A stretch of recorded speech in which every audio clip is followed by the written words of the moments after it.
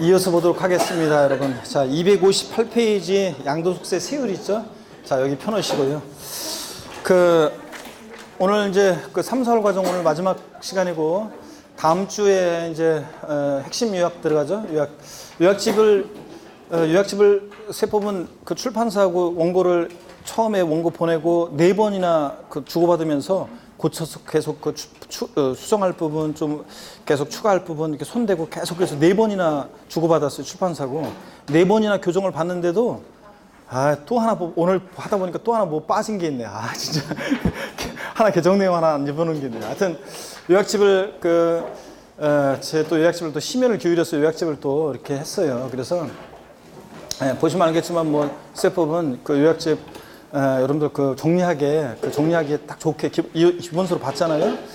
정리하기 좋게 이렇게 잘 돼 있어요. 그래서 일부 이제 조금 뭐 했던 부분들 다 이렇게 요약집으로 다 정리해서 이제 할 수 있게 잘 돼 있습니다. 여러분들 자신 있게 권해드릴 수 있고요. 빠진 부분은 뭐 제가 또 강의 들으면 다 알려주니까. 그래서 요약집은 자신 있게 여러분께 또 권해드릴 수 있을 정도로 잘 됐어요. 그래서 보시면 되고 항상 제 요약집. 그래서 제 요약집은 또 다른 회사에서 다른 타사에서도 제 요약집을 많이 막 구입해요. 그래서 요약집을 많이 구입하고 왜 웃고 그래? 그래서 이제 막 합니다. 그래서 제 사인을 제 원래 트레이드마크는 원래 거기다가 제 사진을 원래 옛날부터 항상 제 전면에다가 제 사진을 항상 한 거로 이렇게 했었는데 올해는 안 된다고 하더라고요. 그래서 올해는 그렇게 하려고 했는데 안 됐어요. 어떻게 하여튼 뭐 그렇습니다. 다음 주부터 해서 꼭 여러분들 이제 빠지 말고 이제 5, 6월 달에 만약에 시간을 허비하면 문제 풀이 때는 적용이 안 된다는 걸 분명히 말씀드립니다. 대충 어떻게 되는지를 알아야지 이제 5, 6월, 7, 8월 달에 문제 풀이 때 적용이 돼야지 되고 문제 풀 때 적용이 되면 이제 그 다음에 이제 마무리 들어가서 이제 다 이제 합격의 길로 가는 건데 5, 6월 달을 잘못 보내면 문제집 풀이할 때 적응을 못해요. 혼자 힘들어가지고. 그래서 여러분들 꼭 5, 6월 달을 잘 보내셔야 되겠습니다. 핵심 요약을 이제. 아까 얘기했듯이 특강 같은 것도 망설이지 말고 오후에 여러분들 아까 단원별 모의고사도 돈을 안 아깝게 생각하지 말고 그냥 무조건 들으시는 게 좋아요. 그래서 들어야지 아까 했듯이 이론을 보고 시험 보고 해설 강의 듣고 힘은 들지만 그런 식으로 5, 6월 달에 고단하게 보내면 7, 8월 달에 편해지니까 여러분들 그러면 합격일로 가니까 꼭 수강하시길 당부드립니다. 우리가 지금 사실은 특강이 그런 거 하면은 이 강의실이 빽빽히 들어올 정도의 인원이 빽빽히 빈자리 없이 들어차야지 저희들 특강하는 조금 보람도 있고 그런데 요즘 같은 경우는 특강 해봤자 생계 별로 도움도 안 되고 어떡하네. 여러분들이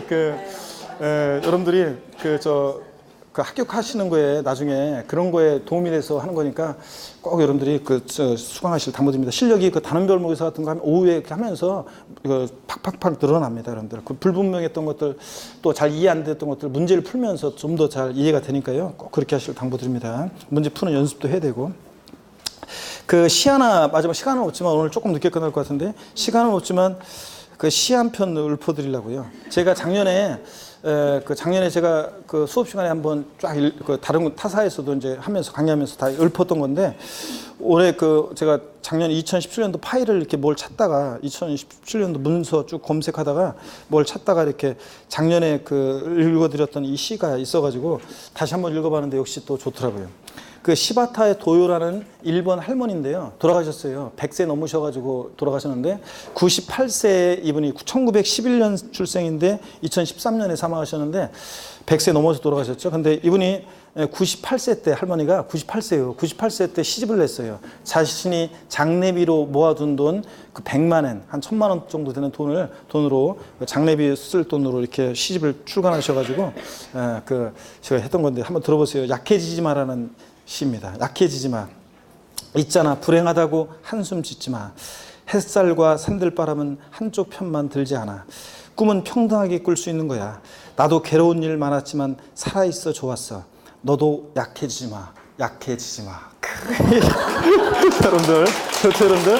그래서 힘들 때도 98세 할머니가 살아있으니까 나도 힘든 일, 괴로운 일 많았지만 살아있으니까 좋았다. 약해지지 말고 여러분들 힘내셔서 자 하시기 바랍니다. 자, 그 다음에 보시면은 세율입니다. 258페이지 보시니까요. 양도세, 자, 세율은 산출세 구할 때 과세입증 곱하기 세율의 산출세액인데, 거주자의 양도소득세는 본문이요. 해당 과세기간의 양도소득 과세입준에 다음에 세율을 적용해서 계산한 금액을 그 세액으로 한다. 이 경우 여기부터 윗줄입니다. 이 경우 하나의 자산이 둘 이상의 세율에 해당할 때는 해당 세율을 적용하여 계산한 양도소득 산출세액 중 큰 것을 그 세액으로 하면 밑줄 짝이요. 자, 여러분, 그러니까 취득세에서 이런 거 있었잖아요. 취득세에서는 동일한 취득 물건이 두 개 이상의 세율에 해당하면 그중 어떤 거? 높은 세율을 적용한다. 큰 거 아니고 높은 세율을 적용한다 이렇게 돼 있었죠. 의미는 같지만 하여튼 높은 세율을 적용한다. 근데 얘는 양도세는 동일한 대상 자산이 두 개 이상의 세율에 해당하면 각각 해당되는 세율을 적용해서 산출세액을 구한 다음에 그 산출세액 중 어떤 거? 큰 것을 그 세액으로 합니다. 자, 이런 얘기고요. 재산세에서도 예전에 이런 규정이 동일한 대상 물건이 두 개 이상의 세율에 해당하면 그중 높은 세율을 적용한다. 재산세도 있었는데 이게 재산세는 작년에 삭제했어요. 개정이 되는데, 자, 동일한 대상 자산이 두 개 이상의 세율에 해당할 때 무조건 높은 세율을 적용하면 우리 같은 사람한테, 납세무자한테는 유리해 불리해요. 불리하지. 근데 그래서 그 규정을 삭제했기 때문에 이제 동일한 대상이 두 개 이상의 세율에 해당해 높은 거 적용하는 바보가 어디 있겠어요? 그래서 우리한테 유리하도록 이제 납세자들의 부담을 줄여주고 자율성을 주기 위해서 그런 재산세에서는 삭제했는데 취득세에서 있고 양도세에서도 이런 식으로 있습니다. 그 다음에 양도세는 표준세율, 자, 대상 종류에 따라서 보유기한에 따라 등기 여부, 보유기한 과세 표준금의 크기 등에 따라 세율이 달라지는데요. 자, 한번 쭉 보도록 하겠습니다. 토지, 건물, 자, 주택 제외하고, 자, 부동산에 관한 권리, 조합원 입주권은 제외하고 따로 적용되니까 얘네들 세율 같이 가는데요. 등기 여부에 따라 달라집니다. 미등기 양도에 따라 토지, 건물, 부동산에 관한 권리, 자, 최고 세율 정도입니다. 몇 프로? 70%. 그 다음에 259페이지 등기된 양도재산의 보유한에 따른 세율. 자, 토지, 건물, 부동산에 관한 권리 등기됐다. 보유한에 따라 달라지는데 1년 미만이면 몇 프로요? 50%. 1년 이상 2년 미만이면 몇 프로요? 40%요. 2년 이상 보유했다 그러면 6%부터 42%까지 과표 크기에 따라서 7단계, 7단계로 초과 누진세율 정도입니다. 단 비삼용 토지는 6에서 42% 정도 될 때 여기다가 10% 추가 세율 정도 해가지고 16%부터 몇 프로까지? 52%까지 초과 누진세율 정도입니다. 비삼용 토지는 양도세 세율 정도 될 때 10%더 추가됩니다. 자, 박스 안에 보니까 조정 대상 지역에서 올해 개정세법인데요. 주택이 입주자로 선정된 지위요. 조합원 입주권은 제외하고 분양권을 말하는데 전매 시, 자, 조정 대상 지역에서 분양권을 전매했다 그러면 뉴스를 통해서 들으셨죠? 보유한 관계없이 양도세 세율은 무조건 50%를 적용합니다. 물론 예외가 있어요. 무주택자로서 30세 이상이거나 뭐 그런 등등 일정한 사유가 있으면 이제 요거 그 입주권 요거 분양권 참 입주권 분양권을 전매했을 때 50% 무조건 적용하는 거 요 규정을 해서 제외되는 예외가 있긴 있지만 하여튼 원칙적으로 조정 대상 지역에서는 분양권은 자 무조건 1년 이상 2년 미만 보유했더라도 무조건 몇 프로다? 50%입니다. 근데 조정 대상 지역이 아닌 지역은 분양권 1년 미만이면 몇 프로? 50%. 1년 이상 2년 미만 보유하면 몇 프로? 40%. 2년 이상 보유하면 6에서 42% 정도 됩니다. 분양권.